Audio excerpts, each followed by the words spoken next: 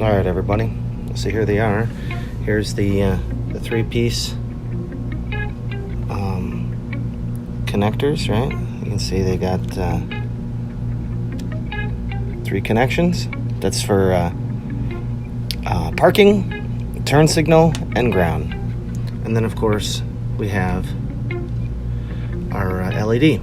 So if you guys comment below telling me why you want it, I'll give it away for free.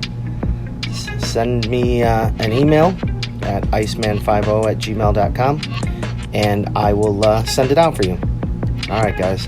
Thanks for watching and subscribing, and hopefully you're enjoying the GROM videos. I'm enjoying making them. So yeah, let's get your GROM some LED turn signals. All right, everybody. I'll talk to you. Easy.